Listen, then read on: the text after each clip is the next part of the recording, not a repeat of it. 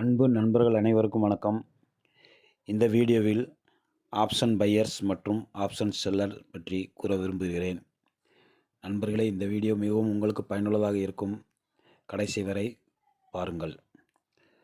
நீங்கள் ட்ரேட் எடுப்பதற்கு முன்பு நீங்கள் பையர்ஸாக எப்பொழுது என்ட்ரி ஆக வேண்டும், அது மட்டுமின்றி செல்லர்ஸாக எப்பொழுது என்ட்ரி ஆக வேண்டும் என்பதை பற்றி இந்த வீடியோவில் பதிவு செய்கிறேன்.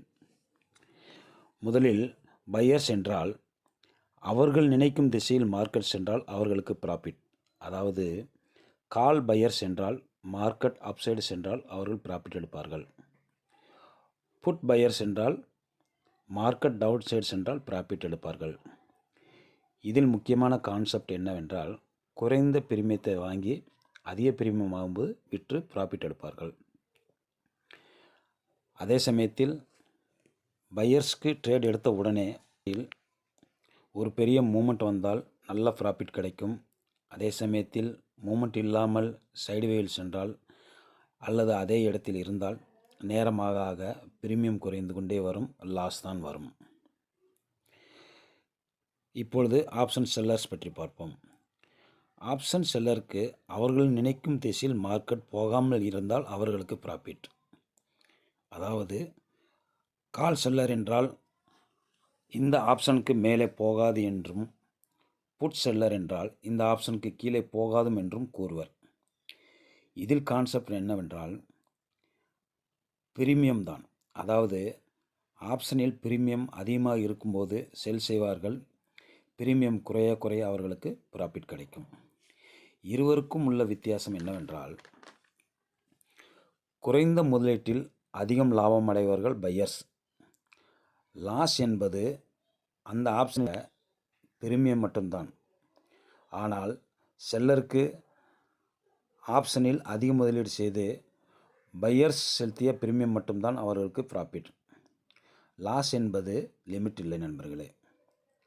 ஆக ஷேர் மார்க்கெட்டில் லாஸ் மற்றும் ப்ராஃபிட் இருவருக்கும் வரும். அது எதை பொறுத்து உள்ளது என்றால், நாம் மார்க்கெட்டில் எந்த சமயத்தில் எந்த பிரீமியத்தில் என்ட்ரி ஆனோம் என்பதை பொறுத்து தான் அமையும். ஆக தற்சமயம் கால் செல்லர்ஸ் மற்றும் புட் பையர்ஸ் என்ட்ரி ஆகக்கூடிய நேரத்தை பற்றி பார்ப்போம்.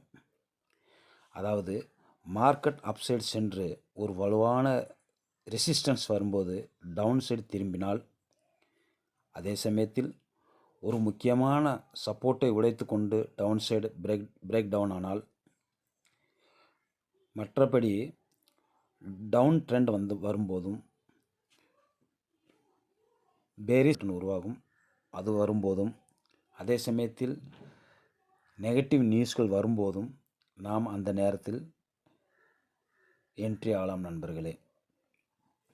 அதே சமயத்தில் கால் பையர்ஸ் மற்றும் புட் செல்லர்ஸ் என்ட்ரி ஆகக்கூடிய நேரம் என்னவென்றால், சப்போர்ட் லெவலில் இருந்து மார்க்கெட் மேலே அப்சைடு திரும்பும் போதும், ரெசிஸ்டன்ஸ் லெவல் பிரேக் அவுட் ஆகும்போதும், அதே சமயத்தில் பாசிட்டிவ் நியூஸ் வரும்போது, அதாவது பாசிட்டிவ் ட்ரெண்ட் வரும்போது வால்யூம் அதிகரித்து வலுவை காட்டினால், அது சமயம் நாம் கால் பையர்ஸும் புட் செல்லர்ஸும் என்ட்ரி ஆகலாம் நண்பர்களே.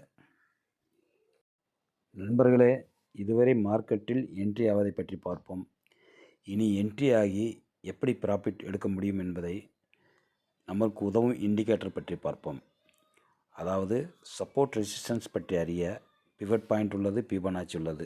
இது இரண்டில் ஏதேனும் ஒரு இண்டிகேட்டரை அப்ளை செய்யுங்கள். மற்றபடி அப் ட்ரெண்ட் டவுன் ட்ரெண்ட் அறிய சூப்பர் ட்ரெண்ட் இண்டிகேட்டர் உள்ளது. ஆக இந்த இண்டிகேட்டர்களை நீங்கள் நிஃப்டி சார்ட்டில் அப்ளை செய்து கொள்ளுங்கள். அடுத்ததாக ட்ரேடு எடுக்க உதவும் இண்டிகேட்டரான பிரீமியம் சார்ட்டில் அப்ளை செய்ய வேண்டும். அதாவது VWAP மற்றும் VWMA, அதாவது வால்யூம் வெயிட் மூவிங் ஆவரேஜ். இந்த இரண்டு இண்டிகேட்டரை அப்ளை செய்து கொள்ளுங்கள் நண்பர்களே. இந்த வீடியோவிலும் உங்களுக்கு காட்டியுள்ளேன். இது அப்ளை செய்த பின்பு நீங்கள் இதை நன்கு கவனியுங்கள். உங்களுக்கு புரியும் எந்த சமயத்தில் நாம் கால் சைடு செல்ல வேண்டும், எந்த சமயத்தில் நாம் புட் சைடு செல்ல வேண்டும் என்பதை கவனிக்கலாம். முதலில் பேப்பர் ட்ரேடில் எடுத்து கூட ப்ராக்டிஸ் செய்யுங்கள். பின்பு ஒரிஜினல் ட்ரேட் எடுங்கள். ஆக ஒவ்வொரு இண்டிகேட்டரும் நமக்கு ஒரு கைட்லைனாகத்தான் செயல்படும். ஆனால் நாம் தான் ஃபைனலாக ட்ரேட் எடுப்பதற்கு முன்பு பிரீமியம் மற்றும் ஸ்டாப் லாஸ் மற்றும் டார்கெட்டை பற்றி முடிவு எடுக்க வேண்டும். நான் எனக்கு தெரிந்த கருத்துக்களை கூறியுள்ளேன். இது உங்களுக்கு மிகவும் பயனுள்ள வீடியோவாக இருக்கும். ஆகவே நண்பர்களுக்கு ஷேர் செய்யவும். அடுத்த வீடியோவில் உங்களுக்கு பயனுள்ள முக்கிய விஷயங்களை பற்றி தெரிவிக்கிறேன். நன்றி நண்பர்களே.